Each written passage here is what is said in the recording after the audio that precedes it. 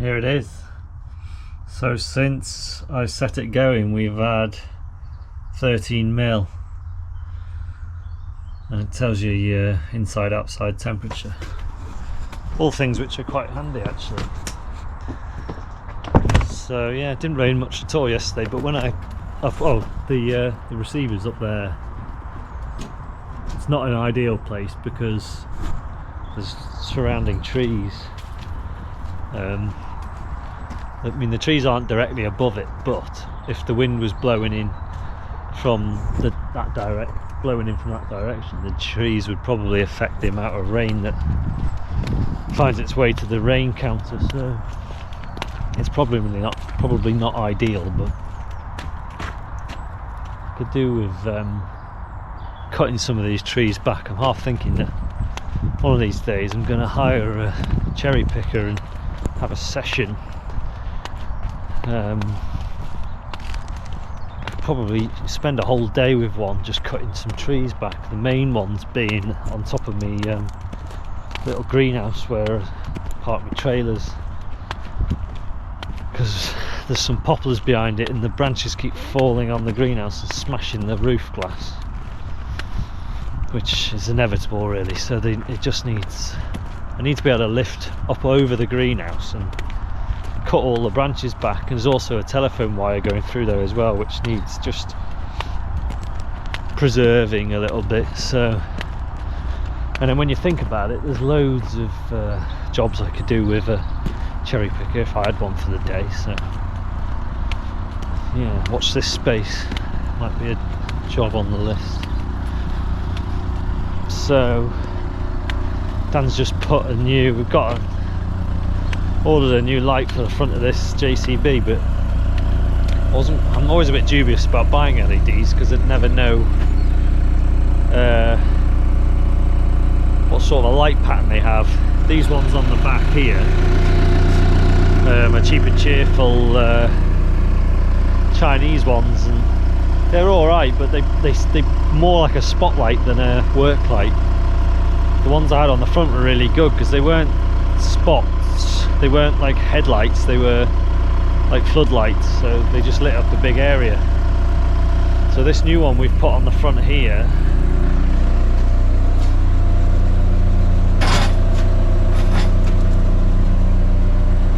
is more like it seems like a reasonably decent light, but it's more like a spotlight. So that's why I only bought one, because I thought I don't want to buy two and if they're not the right sort of lights, but we'll see what it's like when it's dark. So yeah, Dan's just fitted that.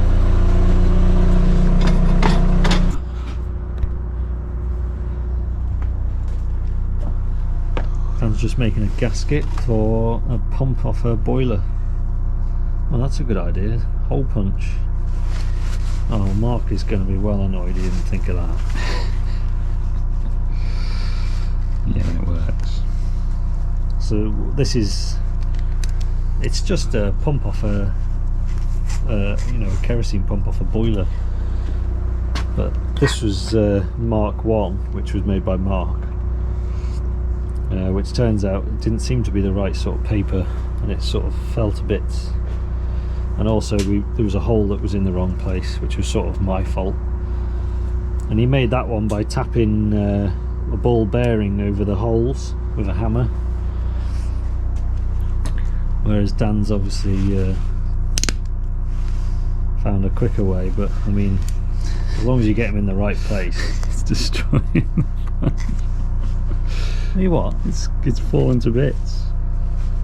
It's cracked, look. I don't ruin my punch. I use that every time I have to put a new hole in my belt. Every single hole's cracked now, look. Oh, that's a shame.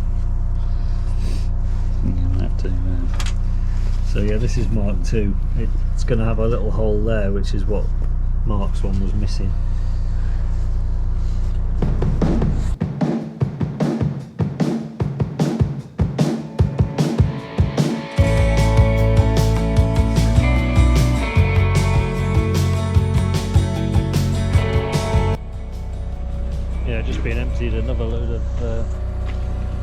Another horse muck trailer. Seems to be coming thick and fast at the moment.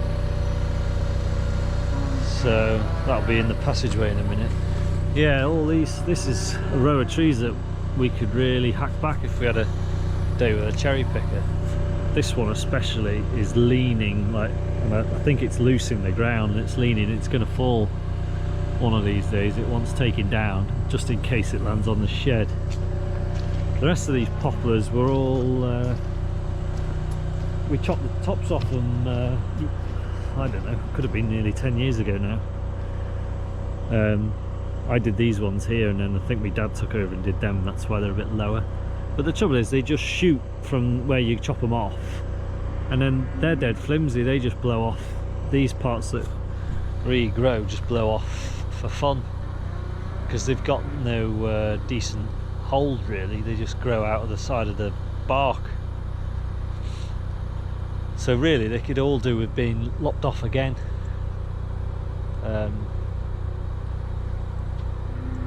So that's another job that wants doing really.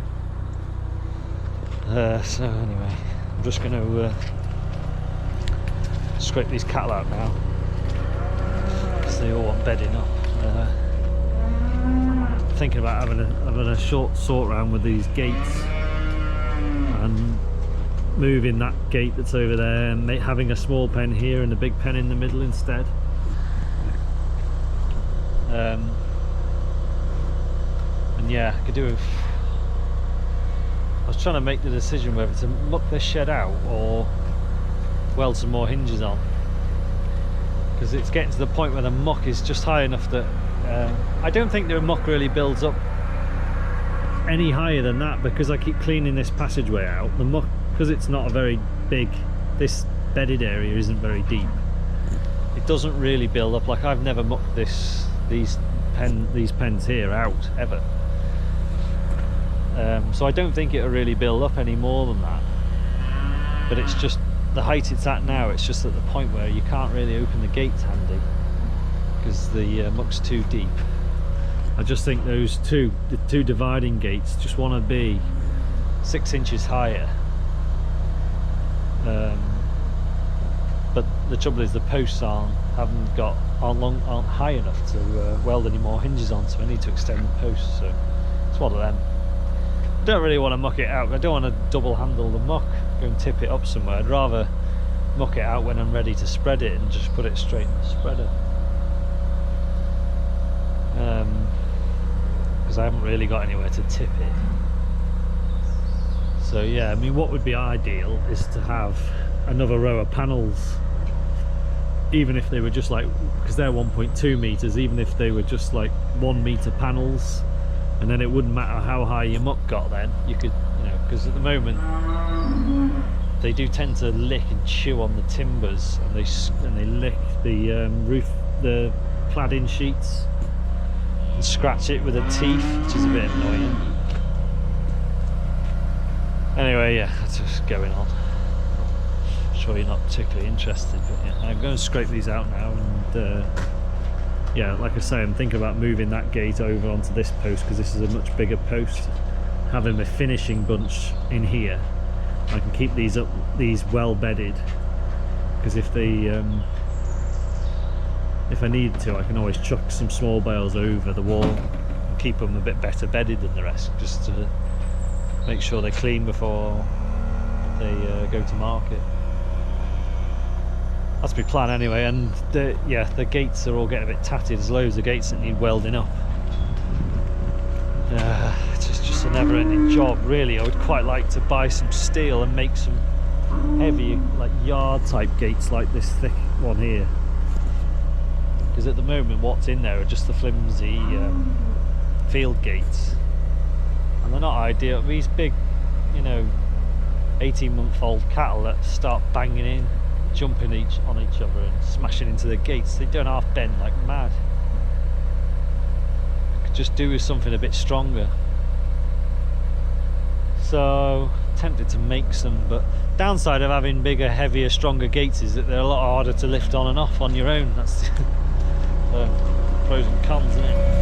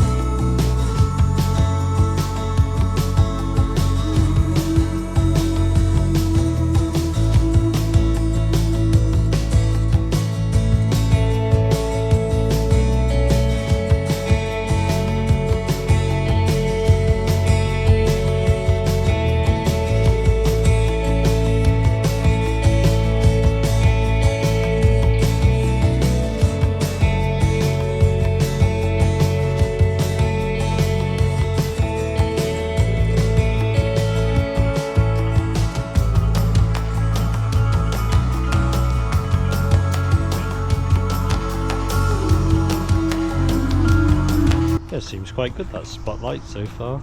Quite pleased with it. It's not even really dark yet, but you can tell just coming in the shed that it fairly lights up in front of you.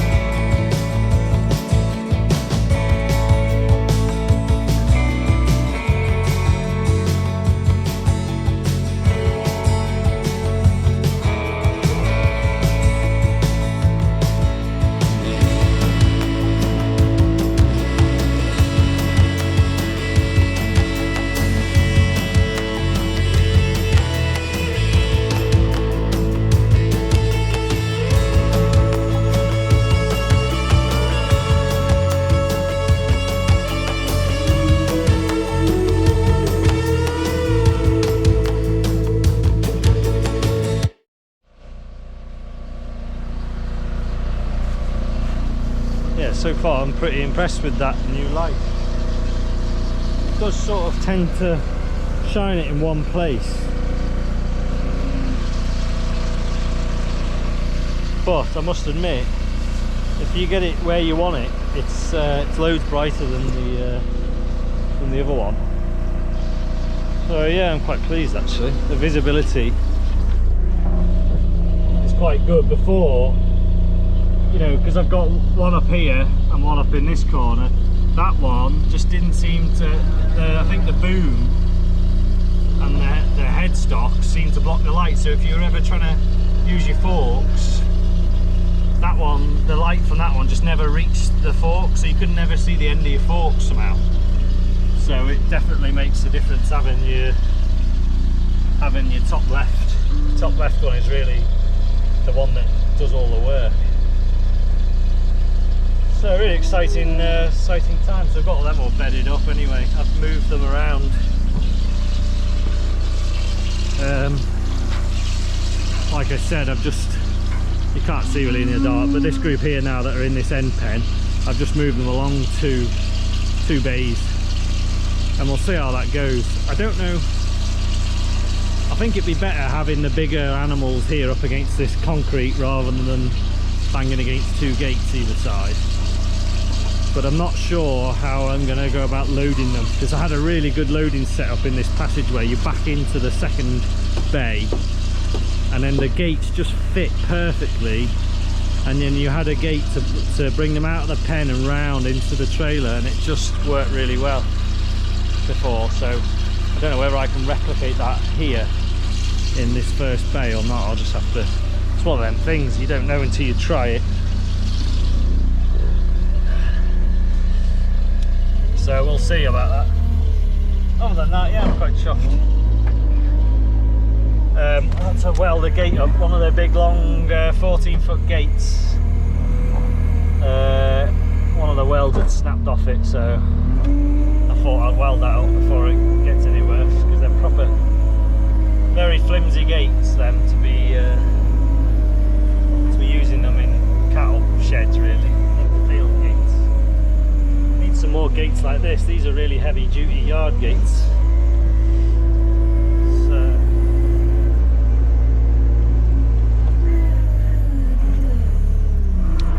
I'll go see how Dan's getting on.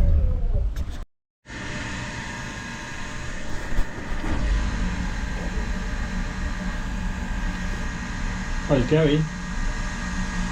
It's a good sound.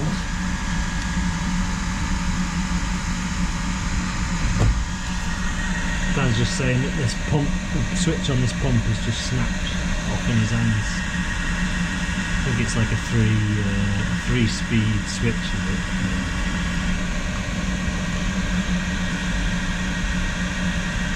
Apart from that though, your gasket's working. No. It's dripping. Well, it's dripping out then.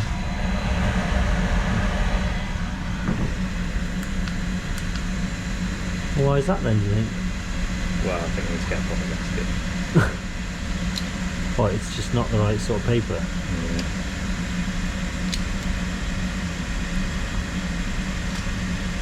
There's loads of pressure on the water now. Yeah, no, I don't know why. I don't know whether it's because the pump's stuck. So you can't get a little screwdriver in to turn that pump on or off? Well, I tried, but there's like nothing to turn.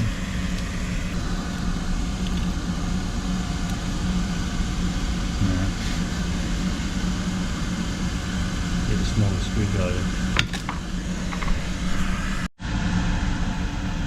Oh, he stopped it dripping now. There's just a bit of crack in this solenoid here. So it wasn't the gasket at all. Seems to be burning alright now and there's no drips yet.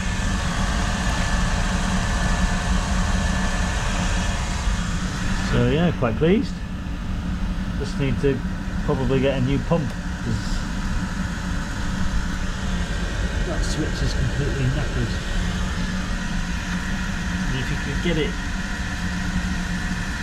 it into gear, it would probably pump alright, but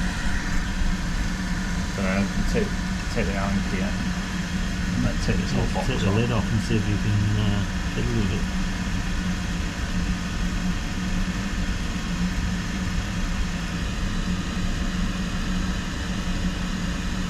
Yeah, it's been sat for a while, this boiler. It's been sat for about, what will it be, 3 or 4 years.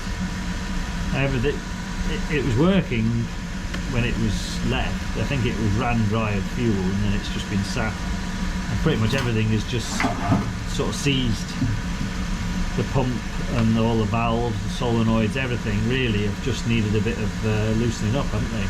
Freeing up and cleaning out, and it's basically all we've had to do is make a new gasket for the pump lid, and it's going again. Had to make sure that there's a reasonable amount of oil in the tank, because if we tried putting like 20 litres in and that didn't seem to give us much pressure, did it? So